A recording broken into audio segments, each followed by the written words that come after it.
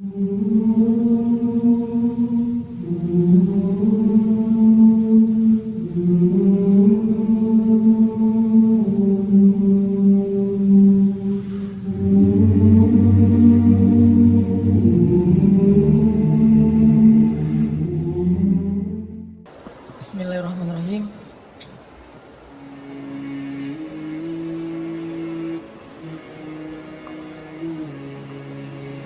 Assalamualaikum warahmatullahi wabarakatuh.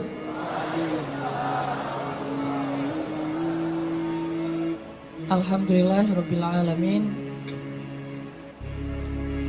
Alhamdulillahilladzi anzala as-sakinata fi qulubil mu'minin liyazdadu imanan ma'a imanihim. Asyhadu an la ilaha illallah wahdahu la syarikalah wa asyhadu anna Muhammadan abduhu wa rasuluhu la nabiyya ba'dah. Allahumma salli wa sallim wa barik ala sayyidina Muhammad wa ala alihi wa sahbihi wa man tabi'ahu ila yaumil qiyamah. Radina billahi rabba wa bi Muhammadin nabiyya wa bil islami dina. Rabbi syrah li sadri wa yassir li amri wahlul 'uqdatam min lisani yafqahu qawli. Sehat teman-teman semuanya?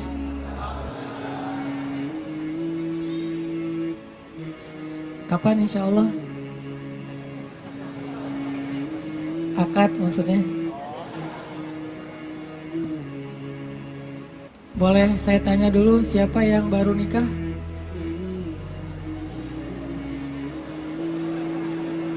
Siapa yang baru mau nikah? Baru mau. Wah, banyak di belakang ternyata. Di depan gak ada yang mau.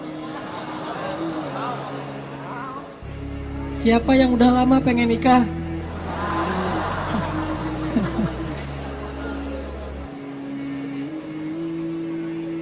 Kalau nikah tuh jangan kepengen ya.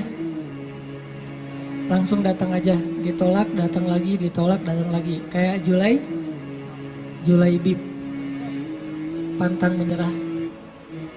Kita hari ini bahas apa? Jangan salah fokus. Fokusnya tuh kalau di kamera yang otomatis itu adalah wajah ya. Jadi kan ada tuh kalau kita foto langsung nyari wajah. Kalau orangnya geser, fokusnya geser. Jadi dia nggak pernah gagal. Nggak mungkin dia fokus ke wajah, tiba-tiba ngambil sepatu gitu. Sepatunya pink misalnya. Nggak mungkin kan? Artinya hari ini kita bahas tentang fokus dalam mencari cinta. Fokus dalam mencari cinta. Salah fokus dalam mencari cinta itu mungkin maksudnya adalah kalau kita mencari cinta itu mungkin buat mencari kesenangan dunia saja. Coba kita belajar mencari cinta itu untuk ngedapatin akhirat. Menurut saya itu lebih true love, lebih endless love. Kenapa? Karena cinta yang paling endless itu adalah cinta yang dibawa sampai ke akhirat. Jadi cinta di dunia dan di akhirat. Tapi sebelum kita menemukan cinta-cinta apapun dalam hidup kita, coba kita belajar ngedapetin cinta Allah Subhanahu wa ta'ala. Karena Allah lah yang pemilik segala cinta.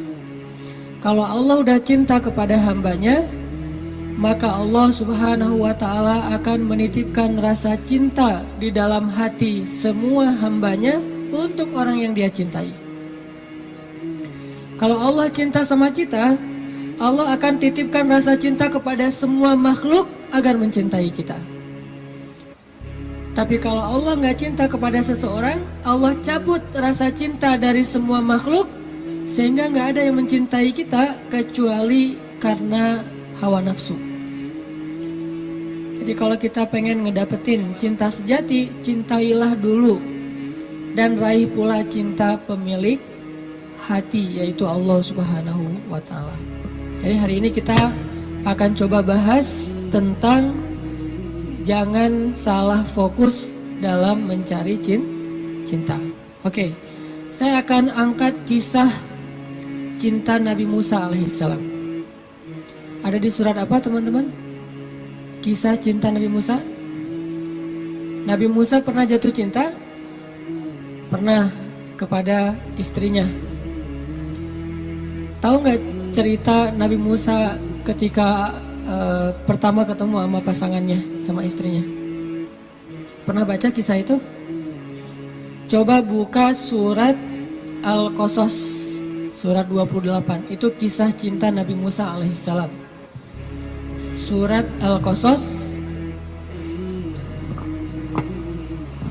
surat Al-Qasas, surat 28 ayat 22. Coba buka aplikasi Al-Qurannya. Surat Al-Qasas, surat 28 ayat 22. Saya akan baca dari ayat 22 sampai ayat 28.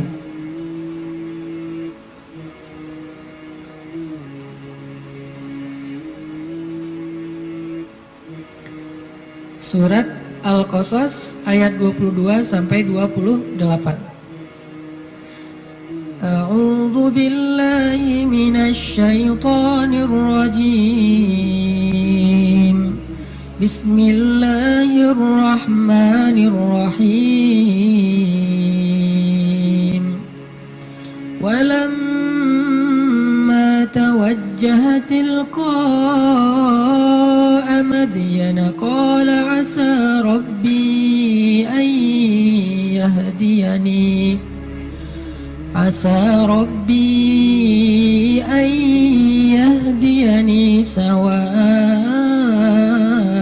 السبيل ولما ورد ماء مدين وجد عليه أمة من الناس يسقون ووجد من دونهم امرأتين تذودان قال ما خطبكما قالتا لا نسقي حتى يصدر الرعاء وأبونا شيخ كبير فسقى لهما ثم تولى إلى الظل فقال رب إني لما أنزلت إلي من خير فقير فجاءته إحداهما تمشي على استحياء قالت إن أبي يدعوك ليجزيك أجر ما سقيت لنا فلما جاءه وقص عليه القصص قال لا تخف نجوت من القوم الظالمين قالت إحداهما يا أبت استأجره إن خير من استأجرت القوي الأمين قال إني أريد أن أنكحك إحدى ابنتي هاتين على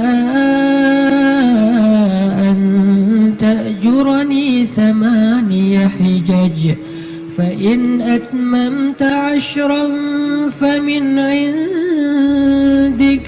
وما أريد أن أشق عليك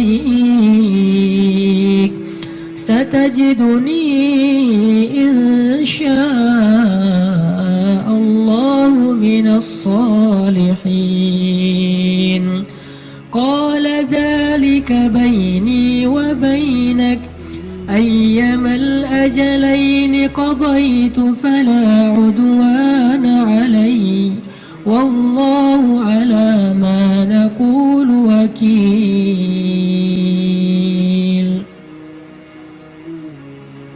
Dan ketika Musa menghadap ke arah negeri Madian, ia berdoa, semoga Tuhanku membimbingku ke jalan yang benar. Lalu saat ia sampai di sebuah sumber air di negeri Madian itu, ia menjumpai di sana sekumpulan orang yang sedang memberi minum kepada ternaknya. Dan ia melihat di belakang orang banyak itu dua perempuan yang sedang menambat ternak mereka. Musa bertanya, "Apa yang kalian butuhkan?" Kedua perempuan itu menjawab, "Kami tidak dapat memberi minuman ternak kami sebelum penggembala-penggembala itu memulangkan ternak mereka, sedangkan ayah kami adalah orang tua yang sudah lanjut usianya." Lalu Musa menolong mereka dengan memberi minuman ternak itu. Kemudian dia kembali ke tempat teduh lalu berdoa, "Ya Tuhanku, sesungguhnya aku sangat membutuhkan suatu kebaikan yang turun darimu kepadaku." Tidak lama kemudian datanglah kepada Musa salah seorang dari dua perempuan tadi, berjalan dalam keadaan malu-malu. Ia berkata, "Sesungguhnya ayahku memanggil engkau agar ia memberikan hadiah terhadap kebaikanmu dengan memberi minuman ternak kami tadi." Maka tatkala Musa bertemu dengan ayah perempuan itu dan menceritakan kepadanya cerita tentang dirinya, laki-laki itu berkata, "Janganlah kamu khawatir, kamu telah selamat dari orang-orang yang zalim itu atau Fir'aun." Lalu salah seorang dari kedua perempuan itu berkata, "Wahai ayahku, ambillah ia sebagai pekerja kepada kita. Sesungguhnya orang yang paling baik yang engkau ambil sebagai pekerja adalah orang yang kuat lagi dapat dipercaya." Berkatalah laki-laki itu, "Sesungguhnya aku ingin menikahkan kamu dengan salah seorang dari putriku, dengan dasar bahwa kamu bekerja kepadaku selama 8 tahun. Dan jika kamu cukupkan 10 tahun, maka itu adalah satu kebaikan darimu. Maka aku tidak hendak memberati kamu, dan kamu insya Allah akan mendapatiku termasuk orang-orang yang baik." Musa berkata, "Baiklah, itulah perjanjian antara aku dengan engkau. Yang mana saja dari kedua waktu yang ditentukan itu aku sempurnakan, maka tidak ada tuntutan tambahan atas diriku lagi, dan Allah adalah saksi atas apa yang kita ucapkan." Shadaqallahul azim.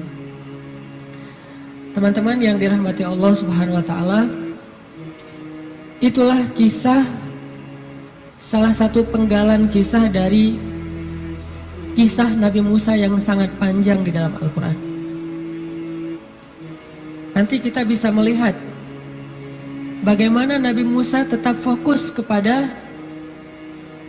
cita-citanya, tetap fokus kepada keinginannya, tetap fokus kepada himmah, azam, apa yang selama ini dicari oleh Nabi Musa alaihissalam. Walaupun adegan hidupnya berubah-ubah, karena manusia itu menjalani hidup dengan adegan yang kadang-kadang kita tidak menduga. Saya merasa bahwa hidup saya itu penuh dengan kejutan dari Allah. Saya orang Aceh asli, anak dari orang tua yang mungkin bukan orang kaya, tapi tiba-tiba Allah mentakdirkan saya kuliah di Mesir. Lalu pulang dari Mesir saya tinggal di Bandung. Sampai hari ini banyak adegan dalam hidup kita itu, banyak hal yang kita nggak pernah menduga. Adegan hidup bisa berubah, tetapi azam, harus tetap ada di dalam diri kita, di dalam hati kita. Sehingga adegan-adegan yang kita alami, apakah itu adegan sekolah, belajar, adegan menikah, adegan bekerja, adegan berteman, semua adegan dalam hidup kita itu harusnya menjadi sebuah potensi, kekuatan, dan penyemangat buat kita mendapatkan apa yang sudah terazam dalam hati kita. Gak boleh cita-cita kita itu berubah gara-gara adegan berubah. Gak boleh harapan kita itu berubah gara-gara situasi berubah. Harusnya harapan kita itu kepada Allah Subhanahu wa Ta'ala tidak berubah sama sekali, walaupun hidup kita terus dinamis, berubah-ubah sesuai dengan kondisi, tetapi harapannya tetap sama. Kayak ibarat tadi orang pengen nikah, udah aja fokus nikah. Kalau dia bekerja, niatnya bekerja supaya bisa mempersiapkan mahar yang layak buat calon kekasih. Apa mahar yang layak? Minimal mah 1 miliar, 1 villa, ya, mobil Alphard. Setuju yang di belakang?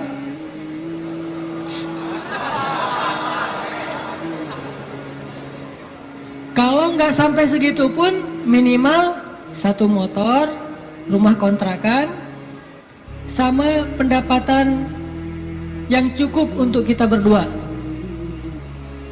Yang saya sebut dengan cukup, kadang-kadang cukup itu lebih baik daripada lebih loh. Benar nggak? Cukup lebih baik daripada lebih. Kalau kita lebih, kita akan beli piring 2, gelas 2, tempat tidur 2. Nggak seru kan? Justru karena cukup, kita beli piring 1, makan sepiring berdua. Gelas 1, minum segelas berdua. Jadi nggak ada cerita gelas papa, gelas mama. Yang ada adalah gelas kita. Kan suka ada tuh di rumah-rumah gelas papa, gelas mama kan ya. Beli di supermarket, ditulis jelas itu. Ini punya siapa, ini punya siapa, udah di tag masing-masing. Kalau mama salah ngambil gelas, gelas papa dipakai sama mama, nanti diminta tukar. Mah, itu gelasnya papa. Oh ya, maaf pak, salah, balik. Akhirnya mamanya minum kopi, papanya minum teh misalnya. Kebalik kan? Harusnya gelas itu 1 berdua. Tolong yang mau nikah ya, di rumah siapkan hanya 1 gelas. Sisanya dikotakin aja, kalau ada tamu baru dikeluarin. Yang kita pakai sehari-hari hanya 1 gelas. Itu cinta yang nyunnah. Karena Nabi minum hanya dari gelas yang bekas diminum oleh Aisyah. Kecuali kalau aku agak-agak susah ya. Kalau misalnya gelas, Nabi itu Aisyah minum. Setelah selesai Aisyah minum, Nabi akan lihat mana bekas bibirnya Aisyah. Maka Nabi persis akan minum dari bekas bibirnya Aisyah.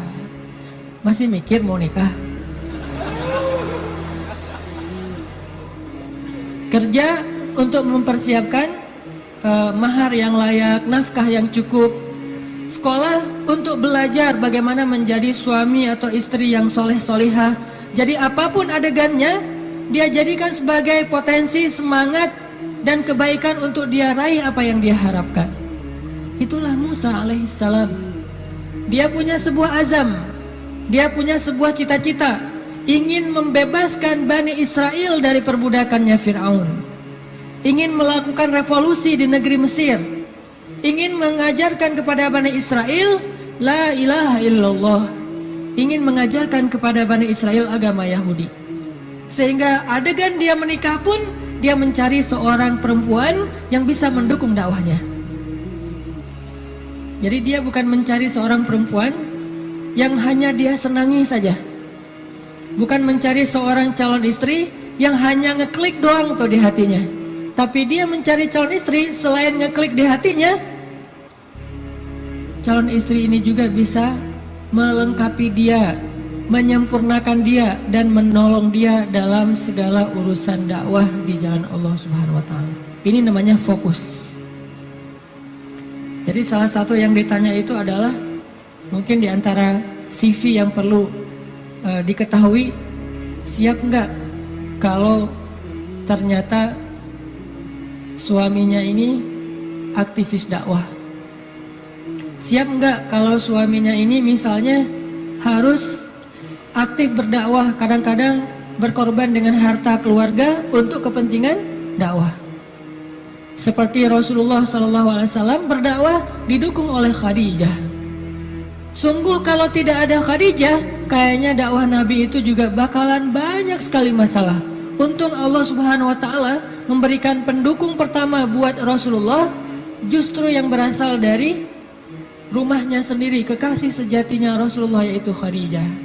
Sehingga ketika Nabi berdakwah, yang mendukung dakwahnya Nabi itu justru Khadijah.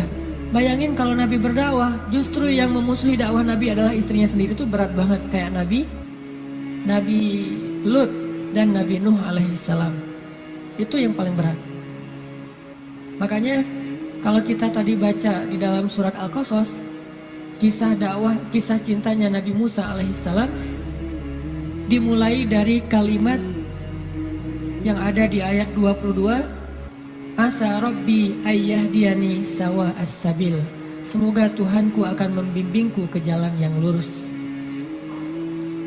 Artinya Nabi Musa itu berserah diri kepada Allah. Ya Allah, kalau engkau pertemukan saya kepada seorang calon istri saya, pertemukanlah dengan seorang perempuan yang membuat saya tetap di jalanmu. Kalau engkau memberi saya pekerjaan dan rezeki, berilah saya pekerjaan yang membuat saya tetap di jalanmu. Kalau engkau memberikan saya teman dan sahabat, berikanlah saya sahabat dan teman yang membuat saya tetap di jalanmu. Intinya sawa asbil, ihdinas siratal mustaqim. Itu fokusnya Nabi Musa. Gak pengen gara-gara cinta akhirnya keluar dari sawa as-sabil. Gara-gara perasaan akhirnya keluar dari siratal mustaqim. Ini fokusnya Nabi Musa. Cinta anugerah dari Allah, tapi jangan sampai anugerah itu menjauhkan kita justru dari pemberinya. Ini fokus Nabi Musa. Asa Rabbi ayyahdiyani sawa as-sabil. Jadi kalau saya nanti ketemu keluarga baru, mudah-mudahan keluarga itu keluarga yang bisa membantu saya untuk terus berada di sawa as-sabil. Kalau saya ketemu calon suami, mudah-mudahan suami itu yang membimbing saya, waj'alna lil muttaqina imama, membimbing saya tetap di sawa as-sabil, di jalan yang Allah ridhoi. Ini fokus. Dan kalau kita fokus di sawa as-sabil, gak usah khawatir, Allah punya banyak rencana baik untuk kita. Wa yamkurun wa yamkurullah, wallahu khairul makirin. Siapapun boleh punya rencana untuk menghalangi kita, tapi Allah adalah sebaik-baik pembuat rencana. Udah ikutin aja sawa as-sabil. Fokus di jalan yang lurus. Sawa itu bahasa lainnya istiwa. Atau dalam bahasa Arab kadang-kadang orang Arab suka nyebut dengan istilah khatul istiwa. Terus jadi bahasa Indonesia katulistiwa. Itu bahasa Arab. Katulistiwa itu dari kalimat khatul istiwa. Khat artinya garis, istiwa artinya lurus, garis lurus. Katulis, karena kita nggak bisa bilang kha jadinya ka. Khadijah jadinya Khadijah. Sama kayak misalnya orang Sunda nggak bisa bilang ain jadinya e. Ketika Nabi SAW manggil Aisyah, panggilan Aisyah siapa? Aish. Sampai di Sunda jadinya Eis. Itu bahasa Arab. Aish jadinya Eis. Jadi Eis itu aslinya Eisah. Aisyah. Tetaplah di sawa as-sabil, tetaplah di jalan Allah yang lurus. Nggak usah berbelok, nggak usah keluar dari garis itu. Kalau udah terlanjur keluar, buru-buru balik. Karena Allah cuma memberikan jaminan kebaikan bagi orang yang tetap berada di sawa as-sabil. Kalau dia keluar dari situ, Allah sudah tidak menjamin apapun. Kalau kita pengen hidup kita dijamin sama Allah, nggak bakalan kecewa, dikasih banyak kejutan, surprise yang luar biasa, gampang sebetulnya caranya. Tetaplah di sawa as-sabil, nggak usah melenceng. Kalau kita udah tetap di sawa as-sabil, tunggu aja, terus berjalan di setiap beberapa titik, nanti kita akan temukan Allah menyediakan surprise buat kita sebagaimana Allah sediakan untuk Musa alaihissalam. Sawa as-sabil.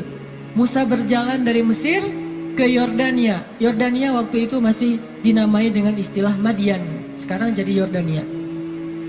Jalan ke Madian, ke Yordania. Dan Musa tidak punya bekal sama sekali. Musa pelarian dari Mesir gara-gara nggak sengaja dorong orang mati kan? Jadi ceritanya di Mesir ada laki-laki Bani Israel bertengkar dengan laki-laki Kipti. Kipti itu Egyptian, orang asli Mesir. Waktu itu yang salah orang Kipti, sombong dan menghina laki-laki Bani Israel, mencurangi dia, akhirnya protes nih, ribut. Datang Musa, tanya, ada apa ini? Diceritakan masalahnya, akhirnya Musa mengingatkan laki-laki Kipti dengan cara mendorong, kamu jangan gitu, mati. Cuma digituin doang gitu, bayangin Musa. Ini jawara Mesir ya, Musa. Kalau di kita mungkin ada jawara Depok, jawara Bekasi, jawara Betawi kan ya. Ternyata jawaranya para nabi itu salah satunya Musa, itu jawara nabi banget loh. Terkenal lah Musa secara fisiknya paling gagah, six pack. Pokoknya fisik Musa itu paling ideal aja. Sampai Bani Israel cemburu sama fisik Musa. Saking cemburunya Bani Israel kepada fisik Musa, akhirnya mereka ngejelek-jelekin Musa. Tahu nggak kenapa Musa selalu pakai bajunya tertutup? Nggak pernah pakai misalnya baju yang ketat atau cuma pakai celana doang biar nunjukin badannya bagus. Tahu nggak kenapa? Kenapa kata Bani Israel? Karena dia itu punya penyakit kulit. Difitnah Nabi Musa oleh Bani Israel, saking Nabi Musa tertutup. Akhirnya Allah membebaskan Nabi Musa dari fitnah itu. Suatu saat Nabi Musa lagi mandi di sebuah oasis, dia naruh bajunya di atas batu, dia hanya mandi pakai celana, dan itu bukan aurat bagi laki-laki, karena badannya bukan aurat, perut bukan aurat. Dia mandi nih. Begitu selesai mandi, mau ngambil baju, ternyata batunya udah pindah. Nabi Musa ambil kayak semacam galah gitu, dia tarik bajunya pakai galah. Pas dia mau narik bajunya pakai galah, batunya lari, membawa kabur bajumu Musa. Itu disebutin di akhir surat Al-Ahzab loh. Ini bukan dongeng, kisah Al-Quran. Walaupun kisahnya pendek, tapi ditafsirkan oleh hadis Nabi. Batunya lari tuh, bawa kabur bajunya Nabi Musa. Sehingga Nabi Musa ngejar-ngejar batu itu sambil mengatakan, hajar, thawbi, hajar, thawbi, hajar. Baju saya dibawa lari batu. Kan susah kan, baju batu. Nabi Musa ngejar-ngejar bajunya dibawa lari sama batu. Kemana batu itu lari bawa baju Nabi Musa? Ke tempat-tempat orang Bani Israel ngumpul. Cari mana skate park. Dia ke skate park. Skate parknya Bani Israel. Jadi anak-anak Bani Israel lagi main skate gitu. Batu lari. Wah, dijadikan obstacle gitu. Wah, ngetrik gitu ya. Ngetrik di atas batu. Jadi kickflip segala macam gitu, ngetriknya di atas batu. Dikejar-kejar sama Musa. Kirain sama Bani Israel, Musa juga lagi parkur gitu, ngejar-ngejar batu. Wah, Musa parkur. Ternyata Musa tuh jago parkur. Badannya bagus kan? Lewat tempat skate park. Lewat lagi nanti tempat anak-anak main futsal. Musa lari. Ternyata Musa pelari hebat, maraton gitu. Semua tempat-tempat ngumpul anak-anak muda Bani Israel tuh batu nyamperin gitu. Ada tempat futsal, tempat skate park, kafe. Ada orang Bani Israel lagi ngopi-ngopi gitu, lagi ngobrol nggak jelas gitu kan. Lewat batu, Nabi Musa ngejar di belakang. Wis, Musa badannya bagus. Semua orang pada ngeposting hashtag Musa keren. Viral aja. Jadi viral bahwa Musa itu ternyata badannya keren banget. Di mana-mana di repost, jadilah selebgram. Followersnya nambah. Followers apa? Bani Israel yang kagum kepada Musa. Ini bahasa saya analogikan dengan kekitaan ya. Ini hanya analogi. Udah gitu, batu itu ternyata berhenti di tengah pasar Bani Israel. Berhenti di tengah pasar. Udah lari jauh, akhirnya berhenti. Musa datang ngambil baju langsung dipakai karena malu. Walaupun bukan aurat, Musa itu menjaga diri. Gak mau mentang-mentang badannya bagus tunjukin ke cewek-cewek. Nanti cewek, selfie misalnya. Musa itu seorang nabi, terjaga. Dia nggak mau kayak gitu. Kita belum juga six pack, baru two pack lah ya. Udah pamer, posting, shrek, langsung posting. Udah gitu edit dikit biar jadi three packs. Musa udah six pack masih ngejaga biar orang-orang tidak jadi fitnah pakai bajunya. Habis pakai baju karena marah sama batu, akhirnya dipukul tuh batu sama Musa sampai batu itu retak. Bayangin, batu gede loh. Ada yang pernah pukul batu retak? Batu bata kali ya. Batu beneran nih, retak, dan tangan Musa biasa-biasa aja. Itu kekuatan Musa, makanya dorong orang dikit mati. Mungkin kalau sekarang Musa itu kayak MMA lah ya, mixed martial art gitu. Jadi bisa semua jenis bela diri. Nah, artinya Musa alaihissalam lari dari Mesir gara-gara habis dorong orang, terus dia mati. Nggak sengaja, kata Musa, ini bukan salah saya, salah setan. Kan disebutin di ayatnya, masih di surat Al-Qasas atau di surat Toha. Ini bukan salah saya, salah setan. Bukan saya yang bunuh, setan yang bunuh dia. Jadi teman-teman, satu-satunya suuzon yang berpahala itu adalah suuzon sama setan. Itu berpahala banget. Satu-satunya husnuzon yang berdosa adalah husnuzon sama setan. Jangan salah-salahin setan, kasihan, masa dikambing hitamin? Enggak, setan memang harus disalahin. Jadi kalau ada apa-apa nih gara-gara setan nih, misalnya, aduh, auzubillah minasyaitonirrajim gitu kan, bahasa zikirnya gara-gara setan apa? Kalau bahasa sehari-hari, nih setan nih kerjaannya nih. Kalau bahasa zikirnya, auzubillah minasyaitonirrajim. Nggak masalah. Jangan sembarangan nuduh setan buat jahat atau makar. Buktikan dulu gitu kan ya? Nggak, setan memang boleh disuuzonin, satu-satunya makhluk yang boleh. Lari dari Mesir. Nggak punya makanan, nggak punya bekal, nggak punya duit, pokoknya jalan dari Mesir ke Madian, jalan kaki itu nggak punya bekal apa-apa, bayangin. Sehingga Musa berhari-hari hanya minum air, nggak makan apapun. Air karena gratis, begitu hujan dia minum, ada genangan air kayak oasis gitu dia minum. Kalau makanan dia nggak mau, kenapa? Karena setiap dia menemukan kebun kurma, dia tidak menemukan pemiliknya, sehingga dia tidak berani makan satu butir kurma pun yang bukan miliknya. Musa alaihissalam sawa as-sabil, tetap di jalan Allah, jangan melenceng, jangan bikin Allah kecewa. Jangan sampai kita ngelakuin sesuatu yang Allah itu nggak ridho. Makan, minum, ikhtiar, ta'aruf dan segala macam. Pokoknya sawa as-sabil. Kalau kita sawa as-sabil, nggak usah khawatir, Allah yang jamin. Musa lapar, nggak metik kurma sembarangan, tetap aja biarin lapar. Sampai di Madian, dalam keadaan lapar banget, hanya minum air putih selama beberapa hari, belum makan. Sampai di Madian, tiba-tiba Musa ngelihat di sebuah oasis yang rindang, ada sekelompok orang penggembala lagi ngasih minum ternak-ternak mereka, onta. Dan yang disebut dengan gembala di zaman para nabi, itu satu gembala bisa punya ratusan ekor onta loh. Jadi bayangin kalau ada 10 penggembala aja nih, berarti lebih dari 1000 ekor onta. Dan tahu nggak berapa banyak onta kalau minum? Onta itu kalau minum hampir seperti gajah. Dan dia minum bukan karena haus, dia minum itu karena menabung air. Dia nampung air di punuknya, sehingga kalau dia melakukan perjalanan panjang, dia nggak perlu minum dalam waktu seminggu pun nggak masalah, karena dia akan mengambil air dari punuknya yang disimpan. Jadi ada penyimpanan air di belakangnya, kayak tangki air gitu, kayak toren. Musa punya onta itu punya toren yang disebut dengan punuk onta. Jadi kalau dia minum bukan hanya karena haus, aduh haus banget minum, udah selesai pergi, enggak, haus banget minum, udah gitu kok masih minum, nampung dulu di toren, ditaruh di toren. Bayangin satu ekor onta punya satu toren, ada 1000. Berapa lama nunggu ngantrinya tuh? Dah, waktu itu Musa ngelihat di antrian paling belakang ada 2 cewek. Ceweknya solehah, malu-malu di belakang, megang onta mereka nggak terlalu banyak, mungkin sekitar 10 atau 15 gitu pegang. Tapi paling belakang nungguin sambil berdiri culang-cilang gitu. Ini gimana nih gitu-gitu kan, bingung kan, cewek berdua di antara banyak cowok.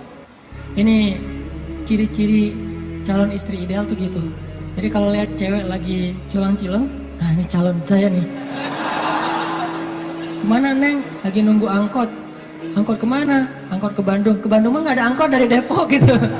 Naik kereta atau naik travel. Oh iya, saya nggak pernah ke Bandung. Ya udah saya temenin. Jangan gitu ya. Artinya ada ciri-ciri solehah, yaitu orangnya bingung karena malu, bukan bingung karena nggak paham ya, tapi bingung karena malu nih gimana nih, serba sering salah tingkahnya gara-gara malu. Kalau ada cowok-cowok, aduh gimana masuknya ya, cowok pada duduk semua di depan masjid, mau masuk ke masjid ada aja di teras banyak cowok, dia bingung. Itu calon istri ideal banget tuh. Jadi kalau ngelihat cewek kebingungan, berdoa pada Allah, ya Allah berikan saya seorang istri yang lagi kebingungan. Cari yang bingung-bingung gitu teh. Karena yang bingung itu pasti rasa malunya besar, kehormatannya luar biasa, menjaga diri. Kalau dia nggak menjaga diri mungkin nggak akan terlalu kebingungan. Dia akan, walaupun nggak semua yang berani, yang cekatan itu berarti bukan orang soleha, bukan. Cuman salah satu cirinya itu adalah punya rasa istihya, malu-malu. Jadi kalau ngomong Assalamualaikum, Waalaikumsalam, ngomongnya membelakangi gitu ya, itu salah satu ciri-cirinya. Pas ngeposting di Instagram, kita stalking gitu, kita kepoin Instagramnya, ternyata fotonya semuanya foto bunga-bunga, nggak ada foto orangnya. Ada kaktus, ada apa gitu, foto-foto bunga. Kalau ada foto orangnya pun foto KTP, hitam putih pula, segini, kayak orang foto paspor ya. Kalau pakai kacamata suruh buka kacamatanya, terus disuruh deketin matanya, melotot lagi, baru difoto, posting di Instagram foto. Kalau gitu berarti beda lagi nih karakternya. Karakter yang istrinya Musa, malu-malu di belakang, duduk aja berdua, nungguin. Akhirnya karena ngelihat ini perempuan kok ngantri berdua, Musa samperin. Datang Musa nanya, "Ma khatbukuma?" Segitu doang pertanyaannya, jadi jangan panjang-panjang.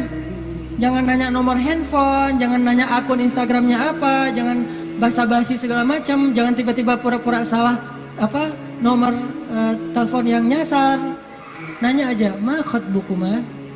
Ada apa? Kenapa kayak gini? Kenapa di belakang? Kenapa? Bahasa sederhananya adalah kenapa kalian berdiri saja di sini? Ma khatbukuma? Apa masalah kalian? Kedua perempuan ini terus bilang, kami tuh pengen ngasih minum ternak kami, tapi nggak bisa soalnya laki-laki itu banyak yang ngerumunin air dan kami nggak enak kalau mau desak-desakan dengan mereka. Sedangkan ayah kami sudah tua, nggak bisa memberikan minuman ternak. Musa melihat perempuan ini butuh pertolongan, akhirnya Musa ngambil ternaknya. Nggak banyak ngomong. Emang ternaknya namanya siapa? Salah tanya lagi kan ya? Basa-basinya lebay, salah. Udah aja ambil ternaknya, kemudian dibawa oleh Musa, diberi minum. Bayangin Musa yang dalam keadaan capek banget, lapar, perjalanan jauh, masih sanggup memberi minum ternak. Dan dulu cara ngasih minum ternak, itu ngambil timba, timbanya tuh kayak ember, kalau di kita ember, kalau orang Arab nyebutnya timba. Dalwun itu ember besar, diambil nggak pakai tali, turun ke dalam sumur, sumurnya besar gitu, ngambil air, naik lagi ke atas, ngasih minum kepada onta, turun lagi ke bawah, naik lagi ke atas. Bayangin tuh, lumayan kan? Buat latihan otot. Musa turun, naik ke atas, bawa minuman untuk ternak. Ada 10 onta, bayangin, minimal 10 ember. Dalam keadaan lapar, lemes, perjalanan jauh, lelah, kurang tidur. Coba, kekuatan Musa. Dan itu langsung diketahui oleh cewek-cewek nanti, bilang dia itu orang yang kuat luar biasa. Kasih minuman ternak, udah selesai itu, dikasih lagi ke cewek-ceweknya pada pulang. Jazakallah khair, wa iyyakum, pulang aja. Musa, setelah mereka pulang, nggak pura-pura apa gitu, aduh, di sini warung Padang di mana ya? Nggak nanya-nanya gitu. Nggak minta kepada perempuan itu balasan apapun. Di sini warung Padang di mana, di sini KFC di mana atau apa gitu. Dia cuma menyerahkan onta perempuan itu, kemudian dia kembali ke tempat yang teduh. Sampai di tempat yang teduh, dia berdoa lagi kepada Allah. Apa kata Musa? Kata Musa, Rabbi inni lima anzalta ilayya min khairin fakir. Ya Allah, saya fakir. Fakir itu butuh banget. Ya Allah, saya butuh banget rezeki darimu. Saya lapar. Ngomong ke Allah Subhanahu wa Ta'ala. Saya lapar ya Allah, saya butuh kebaikan darimu karena saya sangat kekurangan sekarang, fakir sekali. Dalam keadaan lagi lelah kayak gitu, Musa kalau ada masalah apa-apa, Robbi, coba bayangin, ayat 22, Robbi, ayat 24, Robbi, ayat-ayat sebelumnya dan sesudahnya juga, Robbi, ada masalah dikit, Robbi, minta kepada Allah. Ketemu seseorang yang mungkin kayaknya ngeklik banget dan soleha nih, atau soleh, jangan ngomong ke dia dulu, ngomong ke pemilik hatinya dulu, Robbi, yang itu tuh. Nanti Allah tiba-tiba ngeklik hatinya, udah jalan, balik lagi ke belakang. Ada apa Kang? Enggak manggil. Kayak tadi ada yang manggil perasaan. Ternyata yang manggil bukan suara, tapi hati, perasaannya yang manggil. Oh, ya, kita kan nggak mau malu-maluin cewek, jadi ngomong kayak gitu tuh kita, oh iya saya tadi manggil, mau nanya, ini kalau mau misalnya masjid yang dekat di mana ya? Tanya masjid kita sih, biar sotnya gitu ya. Masjid terdekat di mana? Oh, masjid ya. Saya pengen sholat jamaah. Saya nggak bisa sih kalau nggak sholat jamaah, orangnya gimana gitu. Mulai kan ya sholat jamaah. Oh ya ada di situ di dekat balai kota. Oh iya di situ juga banyak warung kok. Enggak, saya mah hari ini puasa. Malah hari Jumat gitu ya. Hari Jumat puasa. Jadi soleh banget lah ya intinya. Musa balik kepada tempat teduh, berdoa kepada Allah. Jadi kalau ada masalah lapar, doa. Kesasar, doa. Bingung, doa. Apapun, ilahi. Robbi, itu sawa as-sabil. Kalau kita mau makan satu buah korma di sebuah kebun, mintanya kepada pemilik kebun. Pak, boleh saya minta satu butir korma? Minta kepada dia. Tapi kalau kita lapar, minta kepada Allah. Allah itu pemilik alam semesta. Bukan cuma satu kebun kurma, tetapi langit dan bumi milik Allah. Minta kepada pemiliknya. Robbi. Baru setelah itu ikhtiar kepada makhluk. Awalnya ikhtiar ke langit, baru kemudian ikhtiar di bumi.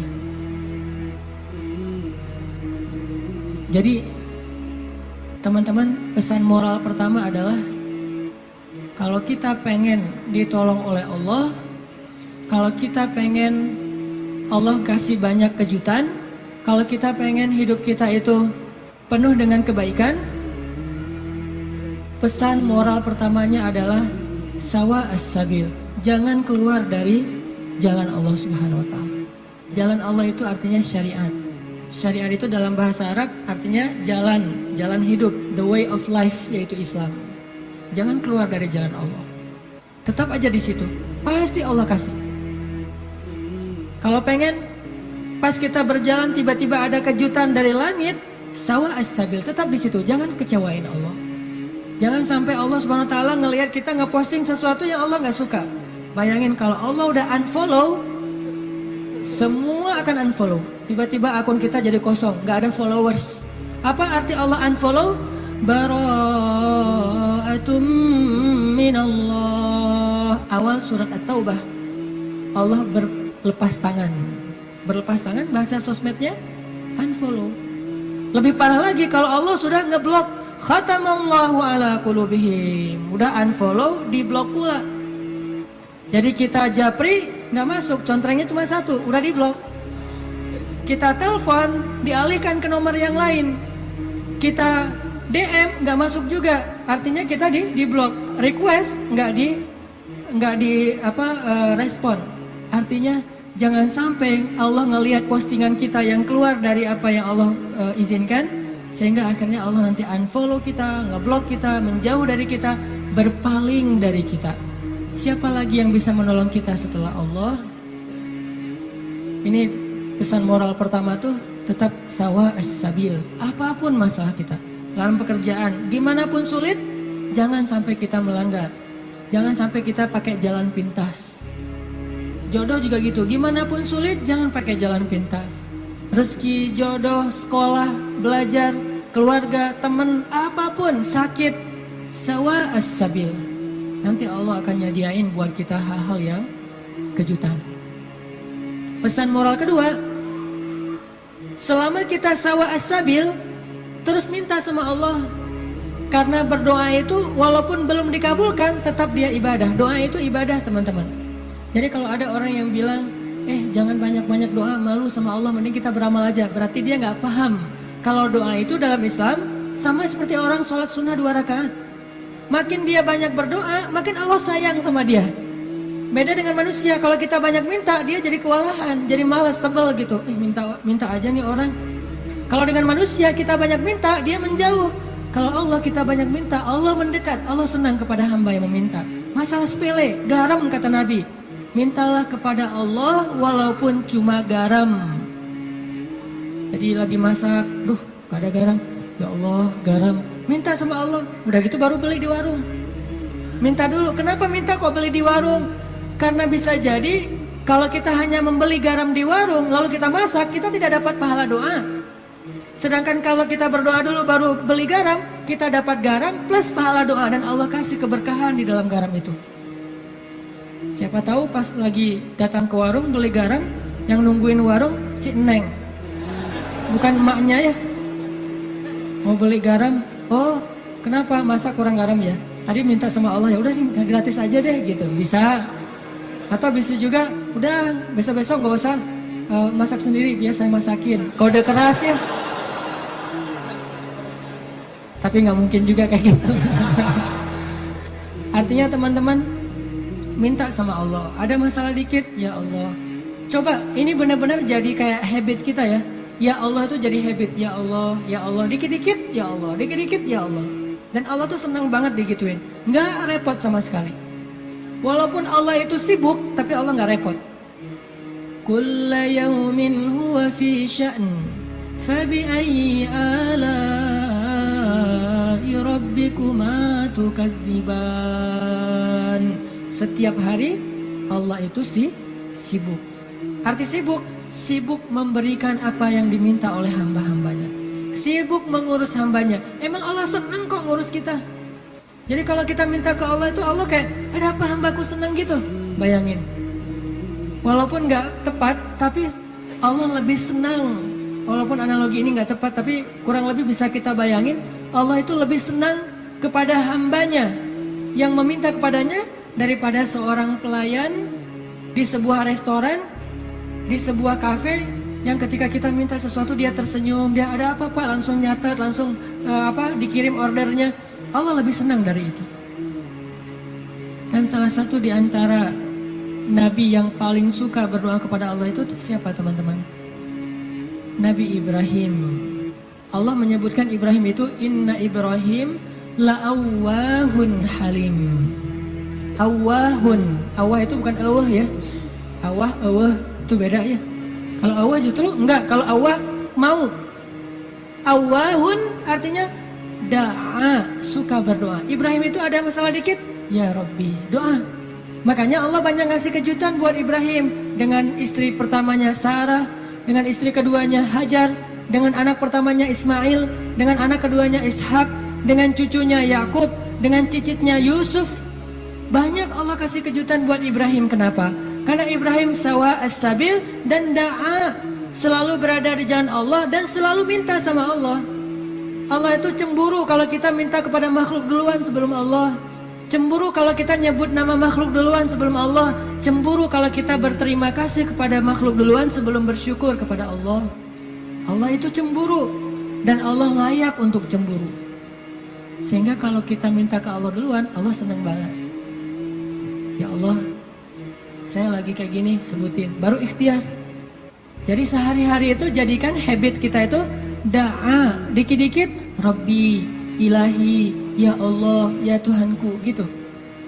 Sehingga Musa pas lagi perjalanan dari Mesir ke Madian, Rabbi, asa ayyahdiyani sawa as-sabil, beri saya jalan yang lurus. Pas sampai di Madian, Rabbi, ini bima anzaltani min khairin faqir. Ya Allah, saya butuh sekali rezeki, saya udah lapar, udah berhari-hari gak makan. Tiba-tiba datanglah kejutan yang ditunggu-tunggu Musa. Salah satu dari dua cewek tadi yang ngasih minuman ternak, datang lagi nih. Datangnya gimana disebut di ayat 25? Faja'athu ihdahuma tamshi 'ala istihya. Datanglah salah satu dari dua perempuan itu berjalan dalam keadaan malu-malu. Tadi itu. Sampai dalam Islam ada kode. Kalau cewek ditanya pendapatnya setuju apa enggak dilamar oleh seorang perempuan, maka jawaban iyanya seorang perempuan itu adalah diam. Sedangkan laki-laki kalau diam berarti enggak. Kalau perempuan kalau diam berarti ya. Kalau dia oh berarti itu ya, husnuzon aja. Jadi kalau nanya, Neng gimana mau sama saya? Dia belum sempat mikir, oh berarti mau ya. Kan diam tadi teh. Jadi diam seorang perempuan kata Nabi adalah ridho. Diamnya adalah ridho. Karena kalau dia tidak ridho, dia mungkin akan merespon dengan bahasa-bahasa yang baik. Atau bahasanya bukan diam, pasrah. Saya ikut aja gimana emak sama abah gitu. Ini berarti ridho. Bukan berarti dia, kamu kok gitu sih sama aku, kamu nggak sayang, nggak cinta dan segala macam gitu. Dia mah nggak akan ngomong kayak gitu. Dia diam atau dia bilang ya udah ikut aja, berarti dia ridho. Itu sifat perempuan yang sebenarnya. Pada dirinya itu ada malu. Dan malu by the way teman-teman, pada diri perempuan adalah mahkota. Makin besar rasa malunya, makin tinggi nilainya. Makin besar rasa malunya, makin besar mahkota yang dia pakai. Jadilah dia seorang putri. Makin besar, jadilah dia seorang ratu. Mahkotanya perempuan yang solihah adalah istihya, punya sifat malu-malu, nggak pakai in. Malu-malu aja, malu-malu, kemana-mana malu, malu-malu. Itu mahkotanya perempuan. Walaupun bukan berarti ketika yang ada perempuan nggak malu dia berani gitu, nggak punya mahkota, bukan. Ini hanya salah satunya. Dan tetap itu kebaikan. Kalau dia nggak terlalu besar dominan dengan sifat malu, mungkin dia dominan dengan sifat yang lain. Tapi yang jelas sifat malu ini kebaikan. Kata Nabi, kalau tidak punya malu, maka seseorang akan lakukan apa yang dia suka. Berarti malu itu sebagian dari kehormatan. Malu itu sebagian dari harga diri. Sehingga kalau orang udah nggak punya sifat malu, maka dia kehilangan harga diri dan kehormatan, dia akan lakukan apapun yang dia suka. Jadi malu anugerah dari Allah untuk perempuan. Aisyah pemalu. Saking pemalunya Aisyah, kalau lagi malu wajahnya kemerah-merahan, pink. Pink dalam bahasa Arab humairo. Pink itu humairo. Aisyah itu kalau lagi malu pink wajahnya. Sehingga kalau Nabi melihat wajah Aisyah pink, humairo, Nabi senang melihat Aisyah, oh Aisyah lagi malu, Aisyah lagi senang, Aisyah lagi tersipu-sipu, sehingga wajahnya menjadi pink. Aisyah itu seorang perempuan yang sangat pemalu, sama dengan Maryam, sama dengan Khadijah, sama dengan Fatimah, perempuan yang sangat pemalu. Coba teman-teman renungkan kisah gimana pemalunya Aisyah. Pernah ketika Rasulullah SAW sudah wafat, kan Rasulullah itu dimakamkan di dalam rumah Aisyah. Soalnya SOP para nabi, mereka dimakamkan di tempat mereka wafat, nggak boleh dipindahkan. Itu udah jadi SOP-nya para nabi itu. Jadi kalau meninggalnya di sini, ya udah di sini dimakamin, nggak boleh ke pemakaman khusus tempat lain atau pemakaman umum, nggak boleh. Jadi karena Rasulullah wafatnya di atas pangkuan Aisyah di kamarnya, maka kamar itu jadi tempat Rasulullah dimakamkan, makam di situ, dibuat kayak ruangan. Setiap hari Aisyah duduk di situ, dia buka hijabnya, dia duduk di makam Nabi sambil mungkin dia di situ ngobrol, mungkin dia berzikir, bukan sengaja zikir di dalam makam ya, tetapi dia kangen sama Nabi, duduk di sebelah Nabi, seolah-olah dia pengen mengenang waktu dulu sering zikir berdua sama Nabi sambil Nabi tidur di atas pangkuan Aisyah zikir. Bayangin. Kalau kita zikir jomblo itu duduk, beda ya zikir jomblo sama zikir orang udah nikah. Kalau jomblo zikirnya duduk, tiba-tiba ngeblak ke belakang gitu ya. Kalau udah nikah, zikirnya nggak perlu ngeblak ke belakang, zikirnya sambil berbaring di atas pangkuan kekasihnya. Atau kadang-kadang zikirnya sambil bersandar, jadi punggung dengan punggung, satu menghadap ke utara, satu menghadap ke selatan. Sama-sama memberikan punggungnya jadi kayak kursi gitu, bersandar kepada kekasihnya, zikir. Nanti pas sudah beberapa menit lihat, wah kamu 1000, saya baru 200. ngapain aja kamu kok 200 ngaweleng gitu ya, mikirin kamu, jadi zikirnya 200. Berarti yang zikirnya 1000 kamu mikirin apa? Saya ingat Allah. Lah kamu kenapa 200? Saya ingat kamu. Romantis dalam zikir. Artinya Aisyah tuh teringat masa-masa zikir dengan Rasul, sholat sunnah bareng dengan Rasul. Kan saya sering cerita tuh, Rasulullah kalau malam tahajud, beliau sholat tahajud sendiri dulu, nggak ngebangunin Aisyah. Kenapa? Karena tahajud Nabi itu di atas standar manusia biasa. Kalau ngebangunin Aisyah kasihan, nggak akan kuat Aisyah. Ini sayangnya Nabi kepada Aisyah, sampai dalam bab ibadah aja diringankan selama tidak melanggar syariat. Nabi nggak mau ngeberatin Aisyah sholat tahajud bareng dengan Nabi. Aisyah tahajud yuk. Hayu kata Aisyah. 1 rakaat Al-Baqarah, Ali Imran, An-Nisa, Al-Maidah, Al-An'am. Siapa yang kuat? Nggak usah Aisyah, Abdullah ibnu Mas'ud aja pernah jadi makmum dadakan di belakang Nabi, itu hampir batal sholatnya.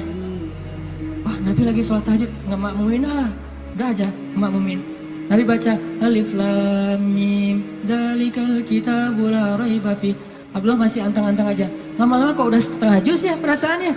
1 juz, 2 juz, sampai selesai Al-Baqarah. Mulai ini Abdullah curiga nih, masuk lagi Alif Lam Mim Ali Imran. Masuk lagi Ya Ayuhan Nas An-Nisa. Masuk lagi Al-Maidah. Masuk Al-An'am 7 juz 1 rakaat. 7 juz 1 rakaat. Kita 1 rakaat 7 surat. An-Nas, Al-Falaq, Al-Ikhlas. Dari ujung aja pokoknya 7 surat. Ini 7 juz 1 rakaat. Atau kadang-kadang kita 7 rakaat 1 surat, yaitu Al-Ikhlas terus. Asal sholat pasti Al-Ikhlas. Walaupun kalau dia membaca Al-Ikhlas itu karena cinta kepada surat itu, dia akan masuk surga dengan surah Al-Ikhlas. Masalahnya kita benar nggak sih cinta ke Al-Ikhlas? Kan kita suka pakai hadis sahabat itu ya. Ada sahabat kalau ngeimamin pasti bacanya Al-Ikhlas tuh kan. Sahabat aja bacanya Al-Ikhlas mulu. Sampai dilaporin ke Nabi, ya Rasulullah dia tuh kalau ngimamin kurang variatif Kurang variatif gimana? Ayatnya monoton, Al-Ikhlas aja nggak ganti-ganti. Dipanggil sama Nabi, kenapa kamu bacanya kok Al-Ikhlas aja nggak yang lain? Ya Rasulullah, saya cinta dengan surat itu. Nah di surat itu disebutin sifat-sifat Allah. Nabi tersenyum mengatakan, kamu masuk surga karena apa yang kamu cintai. Pertanyaannya, kita gitu atau ada modus lain? Al-Ikhlas itu nggak perlu mikir dan cepat kan? Jadi bukan karena cinta banget dengan Al-Ikhlas. Ini harus jujur nih. Nabi sholat tahajud, udah selesai tahajud, baru ngebangunin Aisyah pas witir. Jadi Aisyah itu diajak sholatnya pas witir. Aisyah, witir yuk. Kan Aisyah manja-manja gitu kan ya. Susah bangunnya, akhirnya dipercikin air di wajahnya sama Nabi. Kan saya sering bilang, percikan air ke wajah calon kita. Kalau belum ada latihan pakai guling dulu, guling di latihan biar pas mercikinnya itu enak gitu. Kalau ini ada lebih rezeki sedikit, beli nano spray. Kan enak tuh malam-malam nano sprayan. Jadi masuk ke pori-pori langsung segar gitu. Artinya Rasulullah memercikan air ke wajah Aisyah. Ayo Aisyah tahajud. Akhirnya witir bareng. Setelah selesai witir, kan Nabi itu kalau sholat tahajud itu ini ada tutorial tahajud ala Rasulullah ya. Kan tahajud bebas sebetulnya, tapi Rasulullah juga punya style sendiri tahajudnya. Sahabat-sahabat masing-masing punya style. Ada tahajud di atas atap. Siapa itu? Bilal. Bilal kalau tahajud pasti di atas atap rumah. Umar kalau tahajud pasti depan rumah. Bukan di dalam rumah, di depan. Dia keluar dari rumahnya, tahajud di depan rumah. Bacanya kenceng-kenceng. Bismillahirrahmanirrahim. Satu Madinah bangun gara-gara suara Umar. Kalau Abu Bakar tahajudnya di musolanya sendiri, khusyuk sendiri, nggak mau ketahuan orang. Ini gayanya beda-beda. Gue dengan gaya gue gitu ya. Umar di depan rumah, Bilal di atas atap, Abu Bakar sendiri di dalam mihrab. Rasulullah juga punya style. Style tahajud Nabi gimana? Beliau tidur, tahajud, witir, tidur, subuh. Jadi sebelum subuh beliau tidur dulu. Cuman tidur yang keduanya Nabi bersandar biasanya. Kalau nggak bersandar di tiang, di dinding, bersandar kepada Aisyah. Itu tahajud ala Rasulullah. Nggak mungkin kita ngikutin sunnah ini kalau belum. Banyak sunnah yang kita nggak bisa ngikutin kalau belum nikah, teman-teman.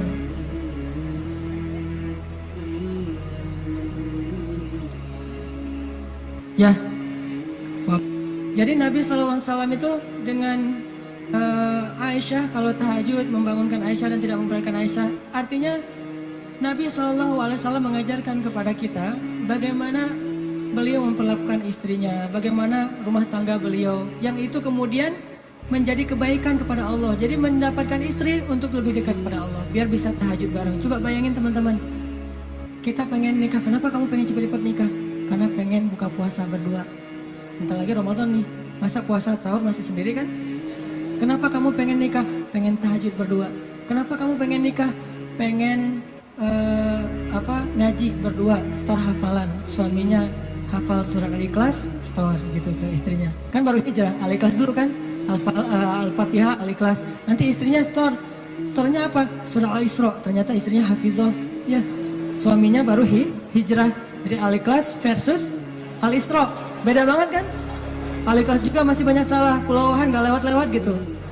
Atau kuliah ayyuhal kafirun gak khatam-khatam, muter. Kan la abudu mata abuduan terus aja di situ kan? Ini karena belajar, baru belajar. Istrinya udah Al-Isra, Maryam, Toha, Qasas segala macam. Kenapa pengen nikah? Karena pengen bareng mendekat kepada Allah SWT. Itu yang di Musa cari. Akhirnya perempuan itu datang menemui Musa, sebagaimana Aisyah sangat pemalu. Tadi nggak tuntas ceritanya, next time insya Allah. Datanglah perempuan itu kepada Musa bilang, ayahku pengen ngundang kamu dinner di rumah. Itu bahasa kita mah, di dinner atau lunch lah di rumah, makan siang gitu. Kayaknya sih dinner, udah sore soalnya, makan malam di rumah. Oh iya, jalan nih. Tahu gimana cara jalannya? Musa di depan, cewek itu di belakang. Nggak dibalik, cewek di depan, Musa di belakang. Nggak. Etika jalan laki-laki perempuan yang belum muhrim, perempuan di belakang, laki-laki di depan.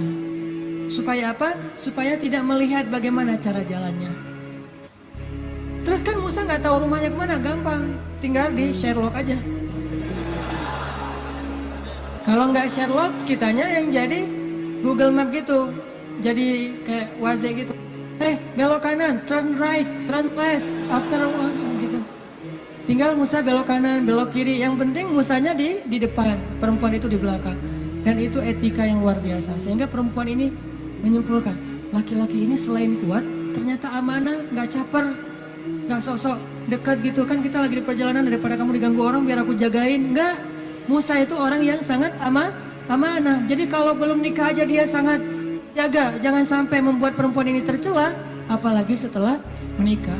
Sampai di rumah, cewek ini ngomong ke ayahnya, ya abah, bapak gitu ya, ya abati. Itu laki-laki itu kuat dan amanah loh. Kalau ayah butuh pekerja, kayaknya dia yang paling tepat jadi pekerja di rumah kita. Ini sebetulnya kode. Perempuan kalau ngomong dengan bahasa kayak gini, berarti dia perhatian. Kalau dia udah bisa menyimpulkan dia kuat, dia amanah, dia tepat sebagai pekerja, berarti dia perhatian. Kalau enggak, dia nggak akan ngasih komentar. Ayahnya paham, ini bahasa elegan orang zaman dulu. Kalau sekarang kan, ya pengen nikah gitu kan, vulgar kan ya. Kalau dulu kode tuh, ya itu kayaknya cocok bekerja ke kita. Kata ayahnya, oh ya nanti ayah bicara sama dia. Ayahnya bukan menawarkan Musa bekerja, tapi menawarkan Musa nih nikah. Saya akan nikahkan kamu dengan salah satu dari putri saya. Terserah kamu yang mana yang kamu sukai. Maharnya bekerja kepada saya selama 8 tahun.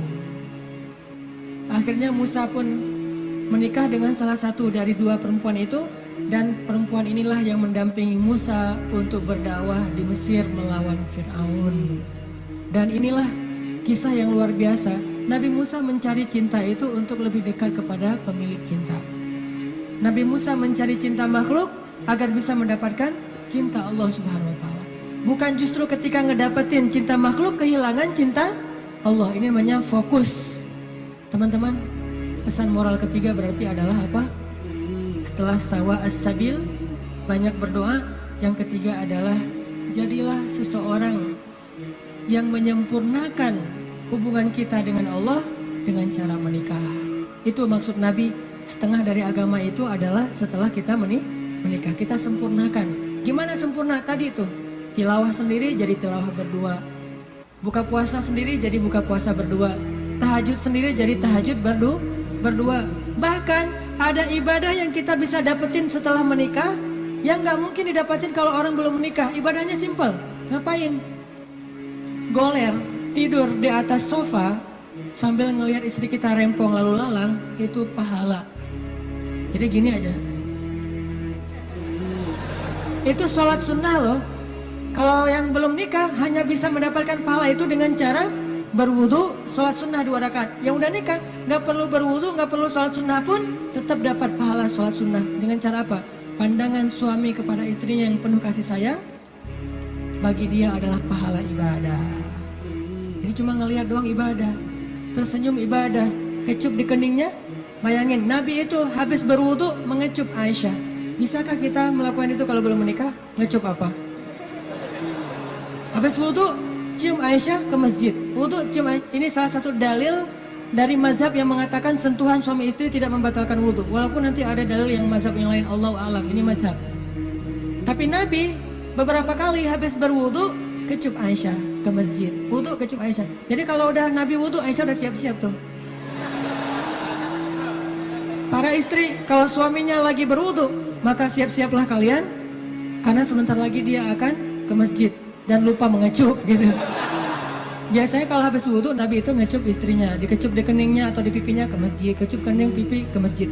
Itu sunnah pahala yang tidak didapatkan kecuali dengan menikah. Setengah dari agama itu ada di dalam pernikahan, sisanya ada dalam status jomblo.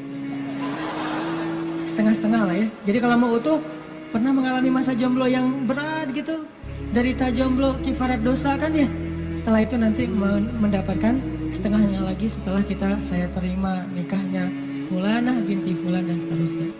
Itu teman-teman, maaf nggak tuntas cerita musanya. Insya Allah nanti dilanjutkan di kesempatan yang lain, bisa lewat streaming mungkin atau dalam kesempatan-kesempatan yang lainnya.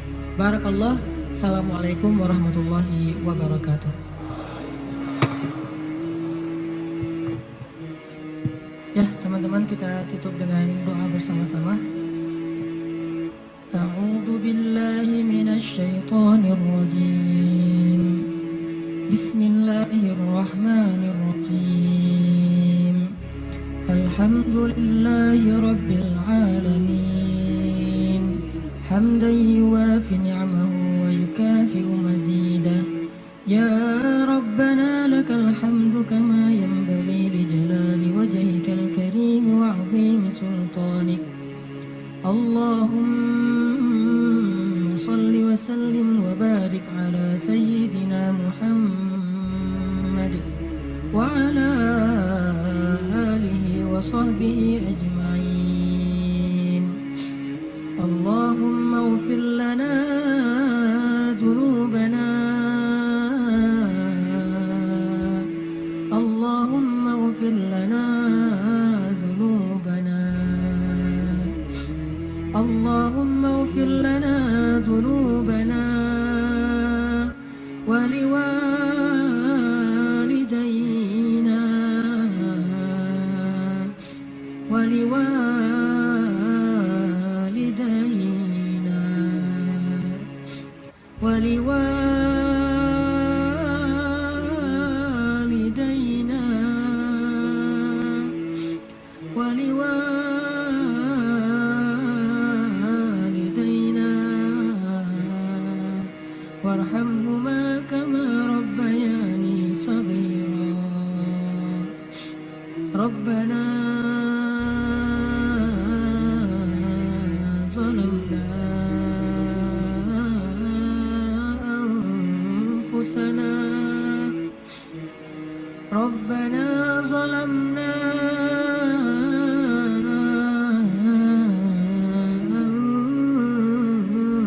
anfusana. Rabbana zalamna anfusana wa illam taghfir lana wa tarhamna lana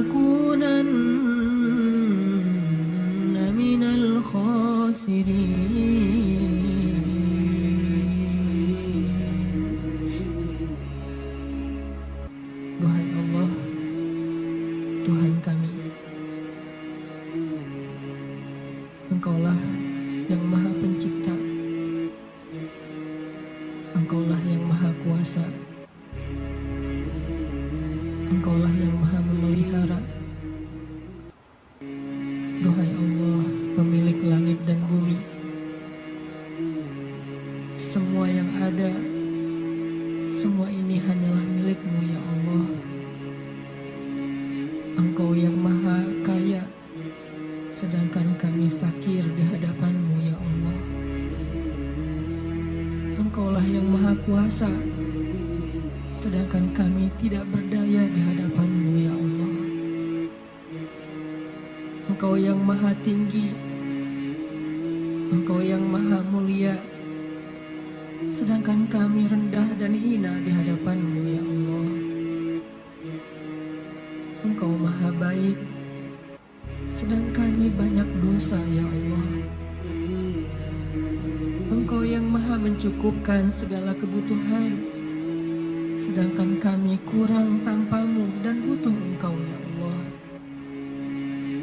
Engkau yang Maha Indah, Engkau yang Maha Terpuji, Engkau yang Maha Bijaksana, Engkau yang Maha Tahu, sedangkan kami bodoh, tidak tahu apapun ya Allah. Ilahana, ajarkan kami iman, beri kami hidayah ya Allah. Jika Engkau memberikan kepada kami dunia dan seisinya, tetapi Engkau tidak memberikan iman, sungguh kami menjadi orang yang rugi.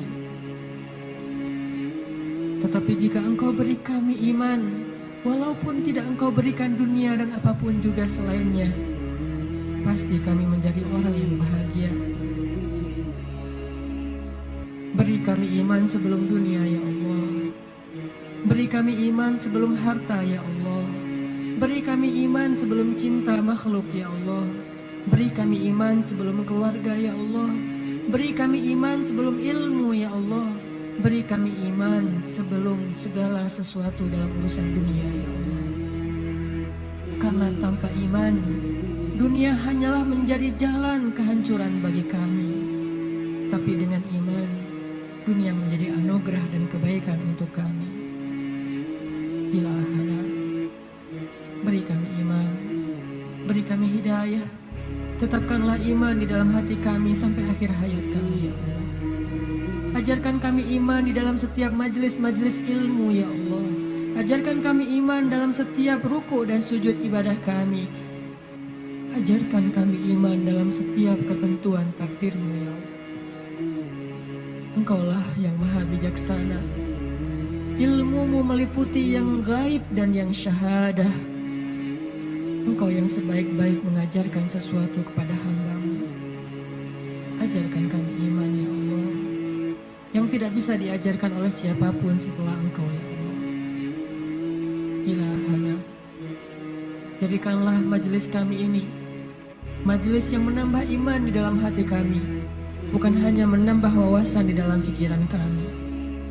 Yang setelah kami bubar dari majelis ini, kami kembali kepada tempat kami masing-masing. Kami membawa pulang hadiah iman. Iman bertambah setiap hari ya Allah. Ilahana, ampuni dosa kami ya Allah. Dosa-dosa di masa lalu kami ya Allah. Ampuni dosa kedua orang tua kami ya Allah. Ampuni dosa kami ya Allah. Kalau dulu kami sering meninggalkan sholat kepada-Mu ya Allah. Ampuni dosa kami ya Allah. Kalau dulu kami banyak berbuat maksiat, dosa besar kepada-Mu ya Allah. Ampuni dosa kami ya Allah. Kalau kami dulu durhaka kepada orang tua kami ya Allah. Ampuni dosa kami. Janganlah Engkau biarkan kami kembali kepada-Mu dengan membawa dosa-dosa besar ya Allah. Beri kami husnul khatimah, di mana ketika kami kembali kepada-Mu, kami datang dengan amal ibadah dan Engkau ridho kepada kami. Ampuni dosa kedua orang tua kami ya Allah. Sayangi ayah bunda kami ya Allah. Sayangi mereka seperti sayangnya mereka kepada kami, bahkan lebih dari itu ya Allah. Jika keduanya telah wafat, lapangkan kuburnya ya Allah. Jadikanlah kubur mereka taman-taman